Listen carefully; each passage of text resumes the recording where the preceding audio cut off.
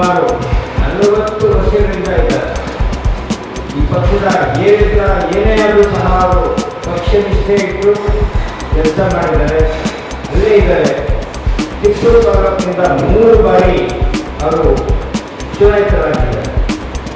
ಅವರೀಗ SLDB ಅಧ್ಯಕ್ಷರಾಗೂ ಸಹ ಕೆಲಸ ಮಾಡಿದ್ದಾರೆ ಮತ್ತು ಒಳ್ಳೆಯ ಆಡಳಿತಗಾರರು, ದಕ್ಷಗಾರರು. ಅವರನ್ನು ನಮ್ಮ ಈ ಮುಂಬರುವ ಸಂಪುಟದಲ್ಲಿ ಅವರಿಗೆ ಪ್ರಾತಿನಿಧ್ಯ ಕೊಡಬೇಕು ಅಂತ ನಾನು ಮುಂದೆ ಬರುವಂಥ ಆಡಳಿತ ಮಂಡಳಿ ಕಾಂಗ್ರೆಸ್ನ ಪಕ್ಷವನ್ನು ಒತ್ತಾಯ ಮಾಡ್ತೀನಿ ನಮ್ಮ ಸಮಾಜದ ಪರವಾಗಿ.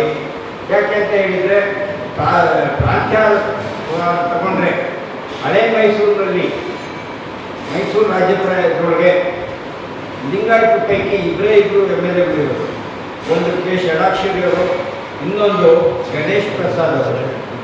ಈ ಪ್ರಾಂತ್ಯಗಳನ್ನು ನಾವು ತಗೊಂಡ್ರೆ ನಮ್ಮ ಸಂಘಕ್ಕೆ ಬಂಧುಗಳೇ, ನಮ್ಮಲ್ಲಿ ಏನೇನು ಮಾಡ್ಕೊಳ್ಳೋದಂದರೆ ಈಗಾಗಲೇ ಮತ್ತಷ್ಟು ತಿಳಿಸಿರುತ್ತೆ. ನಾನು ನವಮಲಿಂಗ ಸಂಘದ ಪ್ರಧಾನ ಕಾರ್ಯದರ್ಶಿಯಾಗಿ ಕಾರ್ಯನಿರ್ವಹಿಸಿದ್ದೀನಿ.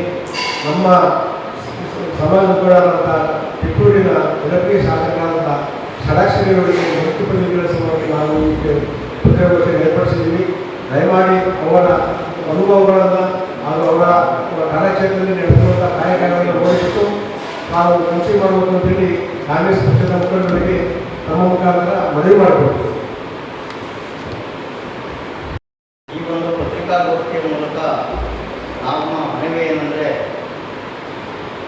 ಟಿಪ್ಪೂರು ಶಾಸಕರಾದಂತಹ ಕೆ ಷಡಾಕ್ಷರಿಯವರು ಅನುಭವದ ದೃಷ್ಟಿಯಿಂದ ಮತ್ತು ಹಿರಿತನದ ದೃಷ್ಟಿಯಿಂದ ಮತ್ತು ನಮ್ಮ ಸಮಾಜವನ್ನು ಪ್ರತಿನಿಧಿಸುವ ದೃಷ್ಟಿಯಿಂದ ಎಲ್ಲ ರೀತಿಯಿಂದಲೂ ಸಹ ಒಂದು ಸಚಿವ ಸ್ಥಾನಕ್ಕೆ ಅರ್ಹರಾಗಿದ್ದಾರೆ.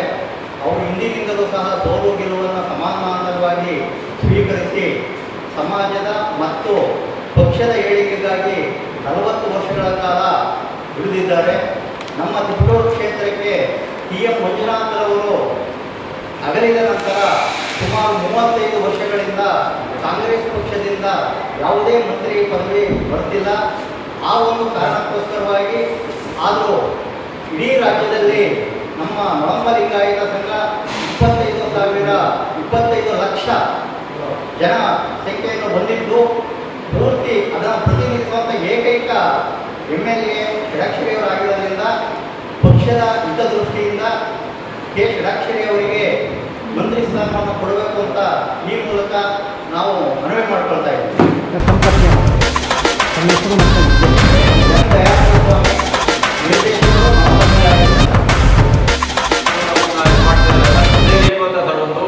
ಒಂದು ವೇವ್ ಕ್ರಿಯೇಟ್ ಆಗಿದೆ ಸರ್. ಈಗ ಏನು ವೀರಶೈವ ಲಿಂಗಾಯತರು ಅಥವಾ ಲಿಂಗಾಯತ ಒಳಪಂಗಡಗಳು ಜಾಸ್ತಿ BJP ಪ್ರಾತಿನಿಧಿಸೋದು, ಅದೊಂದು ನನ್ನೊಂದು ಕೆಟ್ಟ ಮೆಸೇಜ್ ಇದೆ ಸರ್ ಆ್ಯಕ್ಚುಲಿ ನಮಗೆಲ್ಲ.